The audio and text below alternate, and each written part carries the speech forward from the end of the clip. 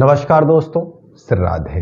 मैं अंशुल त्रिपाठी, आपका ज्योतिषविद एवं वास्तु शास्त्री, आपके पसंदीदा चैनल ज्योतिष पंचांग से। मित्रों, करवा चौथ में कौन कौन सी सामग्री प्रयोग होगी और चंद्रोदय कब होगा, कुछ ऐसी खास चीज़ें जिनका ध्यान रखने से आपके सुहाग की आयु लंबी होगी और आपको अधिक से अधिक फल प्राप्त हो, इन सभी चीज़ों की चर्चा हम इस वीडियो में करेंगे। आइए बात करते हैं क्या क्या सामग्री लगेगी। पंचांग लेकर हम बैठे हैं, उससे हम बताएंगे कि कब है चंद्रोदय बनारस के पंचांग के अनुसार। सबसे पहले शुरुआत करते हैं सामग्री क्या लगती है। तो सुबह उठने के बाद आपको नित्य क्रिया स्नान ये सब करके अपनी रोज़मर्रा की जो पूजा है उसको भी करना है। साथ में संकल्प लेना है कि आज हम व्रत रखे हैं करवा चौथ का और दिन भर बिना जल के रहेंगे और भगवान का चिंतन मनन और भजन करते रहेंगे। कुछ लोग इसमें एक चीज़ का नियम और प्रयोग करते हैं, ज़्यादातर देखने को मिलता है कि ब्रह्म मुहूर्त में ही उठकर कुछ न कुछ खाने की प्रथा है, और वो भी मीठा, और अगर सासू माँ के हाथों से बना हो तो श्रेष्ठ माना जाता है। तो उसका सेवन करने के बाद फिर स्नान करके फिर संकल्प लिया जाता है, और संकल्प लेने के बाद पूरे दिन अन्न जल ग्रहण नहीं करना है। अब कभी कभी कुछ लोग फ़ोन करके पूछते हैं कि प्रेग्नेंट हैं या कोई दिक्कत है। तो मित्रों, अगर आप बीमार हैं, कोई बड़ी पीड़ा में हैं, तो आप जल ग्रहण कर सकते हैं, क्योंकि रोगियों के लिए शास्त्र छूट देता है। अब बात करते हैं सामग्री जो शाम को पूजन में लगने वाली है।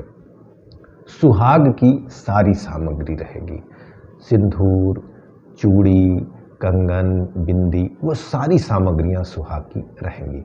जो सबसे महत्वपूर्ण है, करवा जिसको कहा जाता है, जो पीतल का और मिट्टी का होता है, ये एक महत्वपूर्ण चीज़ है।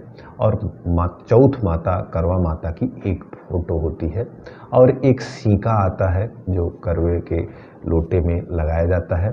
साथ में लावा, मिठाई और लाई, ये सब चीज़ें, चूड़ा, ये सब ज़रूरी होती हैं इसमें जो प्रयोग में की जाती हैं।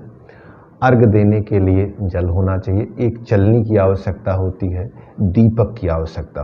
दीपक के संबंध में बहुत ध्यान देने वाली बात है, मैं अभी चर्चा करूंगा जिसको ध्यान रखना है।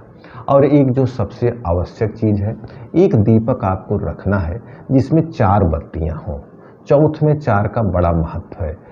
चौथ में 4 जो है वो माता को बहुत पसंद है, तो 4 दिए वाली एक बत्ती जलाना ये बहुत आवश्यक होता है। कोशिश करिए 2 दिया जलाइए। जैसे पूजा शुरू हो तो पहले एक दिया जलाइए, जिसको अखंड ज्योत कहेंगे, जब तक पूजा चलेगा वो दिया जलता रहेगा।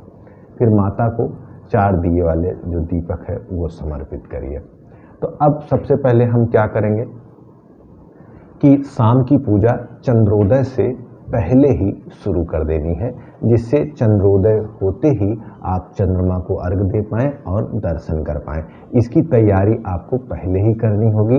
करवा माता की विधि विधान पूर्वक पूजा करनी है। आंगन या छत पे यह पूजा की जाए तो बहुत अच्छा माना जाता है। कारण क्या है, आंगन और छत से चंद्रमा तुरंत दिखाई दे जाते हैं, जिससे आसानी से भगवान की पूजा हो जाती है और कार्य पूरा होता है। तो आप करवा माता की विधि विधान पूर्वक पूजा करनी है। पूजा में क्या करनी है, पूजा में करवा की एक कहानी होती है, जिसको पूरी श्रद्धा के साथ पूरे परिवार के साथ आप सुने।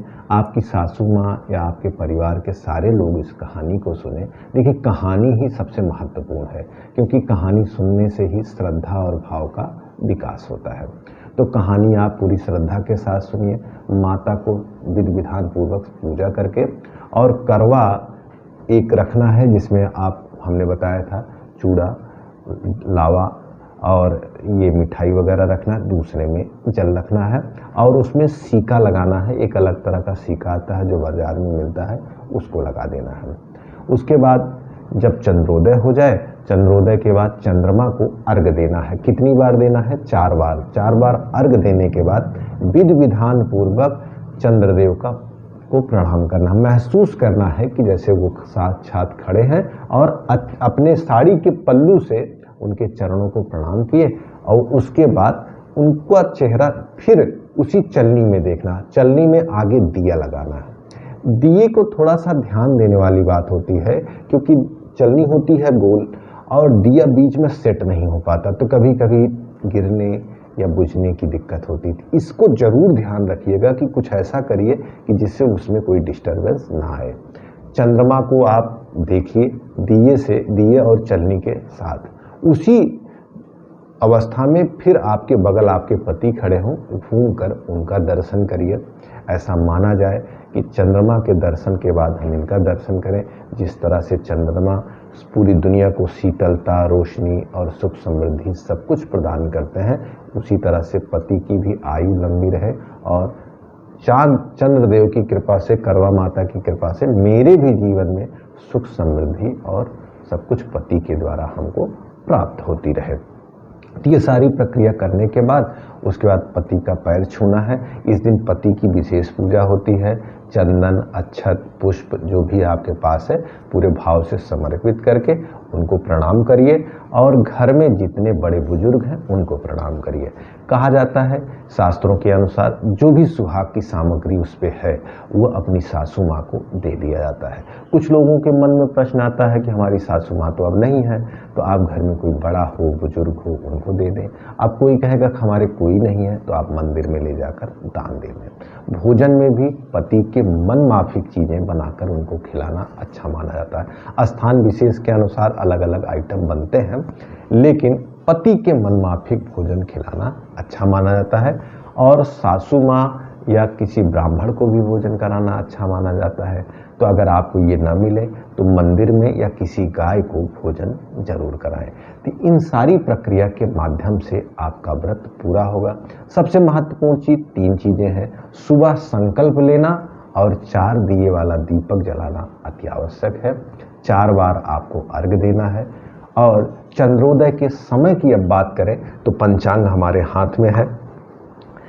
पंचांग में सबसे पहले तो 24 तारीख को जो रविवार का दिन है, छुट्टी का दिन है, इस दिन चौथ है और रोहिणी नक्षत्र है। अब इसमें देखते हैं कि चंद्रोदय हो कितने बजे रहा। 7:52। यह समय बनारस का है। नॉर्मली जो चंद्रोदय का समय पंचांग में लिखा रहता है उसके कुछ देर बाद ही चंद्रोदय होता है, क्योंकि चंद्रोदय होने के बाद कुछ देर बाद वो दिखाई देता है। तो कोशिश करके चंद्रोदय, क्योंकि अंधेरे पक्ष के चौथे दिन तक चंद्रमा का आकार अच्छा रहता है लेकिन थोड़ा सा लेट आते हैं, तो पेशेंस रखना पड़ता है। चंद्रोदय के बाद ही आप उनकी सारी प्रक्रिया करें। उसके पहले सारी तैयारी, करवा की पूजा वगैरह कर लें, कहानी वगैरह पढ़ लें, पूरे परिवार के सहित कहानी को सुने। कहानी के संबंध में आप किताब बाज़ारों में आसानी से पा सकते हैं। यूट्यूब पे भी है और आप गूगल पे भी जाकर सर्च करके कहानी पा सकते हैं। तो मित्रों, अगर आपको कुंडली दिखानी है, विवाह से संबंधित या विवाह सुख से संबंधित किसी विषय पे जानना है, तो दिए नंबर पर फ़ोन करके आप हमसे बात कर सकते हैं, अपनी कुंडली को दिखा सकते हैं।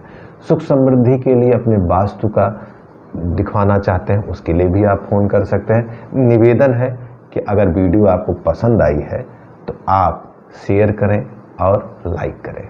नमस्कार, श्री राधे। उम्मीद करती हूँ आपको वीडियो पसंद आया होगा, तो इसे लाइक करना ना भूलें। ज्योतिष और पंचांग से जुड़ी जानकारी हम आपके लिए लाते रहेंगे, तो आपके अपने YouTube चैनल ज्योतिष पंचांग को सब्सक्राइब करें और बेल आइकन जरूर प्रेस करें, ताकि आपको लेटेस्ट वीडियो की नोटिफिकेशन लगातार मिलती रहे।